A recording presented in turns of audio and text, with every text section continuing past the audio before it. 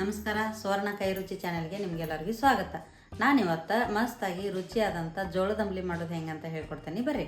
ಈಗ ಬೇಕಾಗುವ ಸಾಮಗ್ರಿಗಳು: 1 ಗ್ಲಾಸ್ ನೀರು, 2 ಚಮಚ ಹಿಟ್ಟು, ಜೋಳದ ಹಿಟ್ಟು, 1 ವಾಟೆದಷ್ಟು ಮೊಸರು, 1 ಗೆಡ್ಡೆ ಬೆಳ್ಳುಳ್ಳಿ, ರುಚಿಗೆ ತಕ್ಕಷ್ಟು ಉಪ್ಪು, ಜೀರಿಗೆ, ಕೊತ್ತಂಬರಿ ಸೊಪ್ಪು. ಈಗ ಮಾಡೋದು ಹೆಂಗಂತ ನೋಡ್ಕೊಳ್ಳೋಣ ಬರ್ರಿ. ಮೊದಲಿಗೆ ಗ್ಯಾಸ್ ಹಚ್ಚಿರಿ. ಈಗ 1 ಗ್ಲಾಸ್ ನೀರು ಒಂದು ಡಬ್ರಿ ಗ್ಯಾಸ್ ಮೇಲೆ ಇಟ್ಕೊಂಡು ಹಾಕ್ಕೊಳ್ರಿ. ಈಗ ಇದಕ್ಕೆ 1 ಟೀ ಸ್ಪೂನಷ್ಟು ಜೀರಿಗೆ ಹಾಕ್ಕೊರಿ. ರುಚಿಗೆ ತಕ್ಕಷ್ಟು ಉಪ್ಪು ಹಾಕ್ಕೊರಿ. ಒಂದು ಅರ್ಧ ಚಮಚ ಉಪ್ಪು ಹಾಕ್ಕೊರಿ. ಬೆಳ್ಳುಳ್ಳಿ ಹಾಕ್ತೀನಿ. ಈಗ ಕಟ್ ಮಾಡಿ ಇಟ್ಕೊಂಡಿರುವಂಥ ಬೆಳ್ಳುಳ್ಳಿ. ಈಗ ಒಂದು 2 ನಿಮಿಷ ಇದನ್ನ ನೀರನ್ನ ಕುದಿಸ್ಕೊಂಡು, ಬೆಳ್ಳುಳ್ಳಿ ನೀರು ಎಲ್ಲ ನೋಡ್ರಿ. ಈಗ ನೀರು ಕುದಿಯೋವರೆಗೂ ನಾವು ಈಗ ಹಿಟ್ಟನ್ನ ರೆಡಿ ಮಾಡ್ಕೊಂಡು ಒಂದಿಷ್ಟು ನೀರು ಹಾಕಿ, ಈ ಥರ ಒಂದಿಷ್ಟು ನೀರು ಹಾಕಿ 1 ಚಮಚ ತೊಗೊಂಡು ಇದನ್ನು ಸ್ವಲ್ಪ ಚೆಂದಾಗ ಕಲಿಸ್ಕೊರಿ. ಯಾಕಂತಂದರೆ ಇದು ಹಿಟ್ಟು ಡೈರೆಕ್ಟ್ ಹಾಕಿದ್ರೆ ಗಂಟು ಆಗ್ಬಿಡ್ದಲ್ಲ, ಅದರ ಸಂಬಂಧ ಇಲ್ಲೇ ನಾವು ಇದನ್ನು ಕಲಿಸಿ ರೆಡಿ ಮಾಡಿ ಇಟ್ಕೊಂಡ್ಬಿಡೋಣ.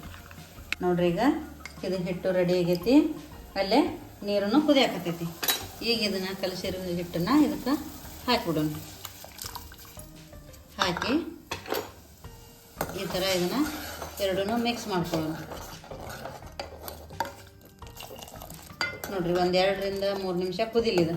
ಕುತ್ತಂದ್ರೆ ಕರೆಕ್ಟಾಗಿ ಅಂಬ್ಲಿ ಬರುತ್ತೆ. ನೋಡಿರಿ, ಈ ಥರ ಕುದಿಬೇಕು. ಕುತ್ತಂದ್ರೆ ಕರೆಕ್ಟಾಗಿ ಅಂಬ್ಲಿ ರೆಡಿ ಆಕೈತಿ. ನೋಡ್ರಿ, ಈಗ ಇದು ಕರೆಕ್ಟಾಗಿ ಅಂಬ್ಲಿ ರೆಡಿ ಆಗೈತಿ. ಈಗಿನ ಸ್ಟವ್ ಆಫ್ ಮಾಡಿ ಇಳಿಸ್ಕೊಳ್ಳೋಣ.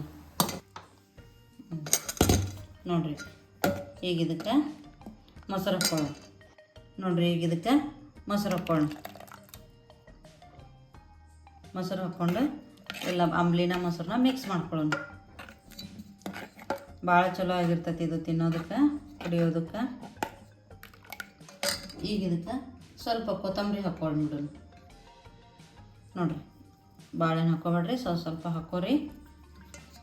ನೋಡಿರಿ, ಎಷ್ಟು ಚಂದ ಬರುತ್ತೆ. ನೀವು ಯಾವಾಗ ಬೇಕಾದಾಗ ನಿಮ್ಗೆ ಅನ್ನ ರೊಟ್ಟಿ ಮಾಡ್ಕೊಳಕ್ಕೆ ಬೇಜಾರಾದಾಗ ಇದನ್ನು ಮಾಡ್ಕೊಂಡು ಕುಡಿದ್ರೆ ನಿಮ್ಗೆ ಈಜಿನೂ ಆಕೈತಿ, ಹೊಟ್ಟೆನೂ ತುಂಬ್ತೈತಿ. ನೋಡಿರಿ, ಸಿಂಪಲ್ ಆಗಿರೋ ಜೋಳದ ಅಂಬ್ಲಿ ರೆಡಿ ಆಗೈತಿ. ನೀವು ಮಾಡ್ಕೊಳ್ರಿ. ಹೆಂಗೆ ಬಂತಂತ ನನಗೆ ಹೇಳ್ರಿ. ನಮಸ್ಕಾರ.